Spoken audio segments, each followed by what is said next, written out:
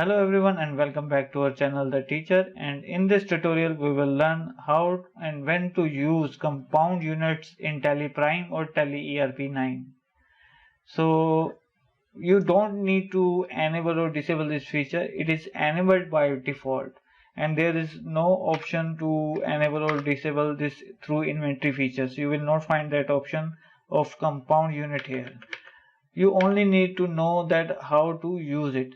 So if you move to inventory information menu from the gateway of Tally in Tally ERP9, and here if you move to units of measure and press enter on create, then you can see beside symbol, formal name or decimal places, we also have another field here called type, and it is set to simple.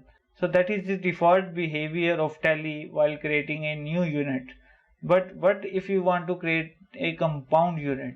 So here at unit creation screen, if you press shift plus tab key or the backspace key, then you will be able to change the type of this unit. And here we have this compound unit. And what is the compound unit and why we need to use it and when we need to use it? So compound unit is a mixture of two simple units. You must have two simple units to create a compound unit. Like if I show you from the display section of units, here you can see that we only have the pieces unit here.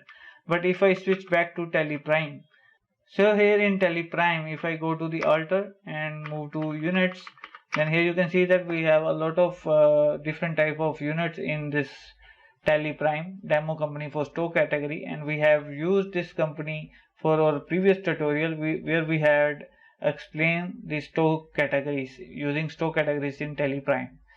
So here you can see that all these units are the simple units, and we need at least two simple units to create one compound unit. So here we have a unit called dozen, which equals to 12 pieces. So let's say you have an item which you sells in two type of units. Like you also sell that item in dozens and you also sell that item in pieces. So how you will manage then the stock and that particular item? And for that you will use the compound unit for that particular item. And how we will do that? Let's first go to the create section. Here I will go to the units, and as we already have a lot of units, so we can easily create compound units here. Otherwise you have to create two simple units first, and then you can combine both of those units as a single compound unit. So I will press backspace here and will choose compound unit, and here I will choose dozen of 12, and then I will choose pieces. So here we have a new compound unit which is dozen of 12 pieces. So what is the use of this compound unit? So let's move back, and here I will now go to the alter section and will choose stock items. So it is a really simple example of a compound unit that I am giving to you in this tutorial. We will also discuss stock categories, stock groups and units in more depth in our next tutorials. This is just for the beginners, that how they can use compound units. And here I will alter an item called X, and as you can see that we already set the unit of this item as dozen, but now we also have a compound unit dozen of 12 pieces. So how it will be helpful for you to manage a single item in two different units? So let's choose dozen of 12 pieces, save the changes, and now I will enter a purchase voucher, F9, and here I will choose cash ledger, cash purchase, and then you can see that we don't have any purchase ledger, so we will create a new one, purchase account, under purchase account group, and now I will type the item name X. So here you can see that we already have an opening stock of 2 dozen 0 pieces. So now let's say if you have purchased 4 dozen of X. So if you simply type 4 and hit the enter key here, then it will automatically take the dozen unit of measure for the quantity. And you can go with that. But what if you have purchased 4 dozen and 8 pieces? So you can type that in this way, 4-8. So if I press the enter key here, you can see that it has automatically converted 8 as 8 pieces. And here you have to type the rate of per dozen. You don't need to type the rate of pieces here. You have to type the rate of dozen and it will automatically calculate the total amount. So let's save the changes. Now we will enter a sales voucher, and for that I will press F8. We'll again use the cash ledger, and then I will create a new sales account. Under sales account, save the changes, and here again I will choose X. Now let's say you sell 2 dozen X, then you can simply type 2 and hit the enter key, and here you need to type the rate of per dozen, let's say 4.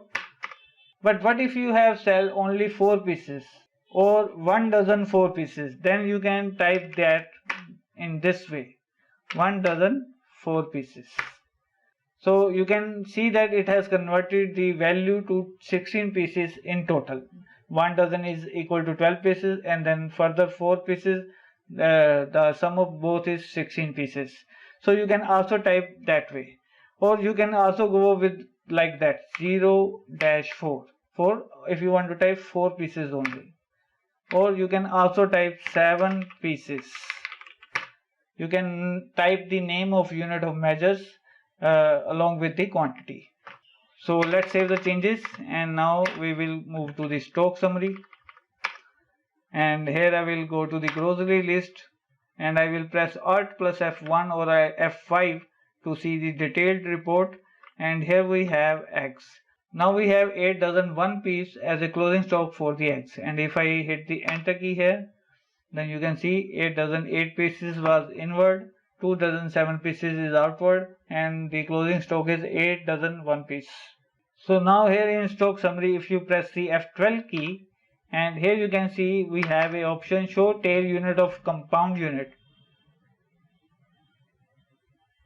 and if you set it to yes and save the changes, you can press Ctrl A to save the changes, and now you can see that the X unit is converted totally into 97 pieces.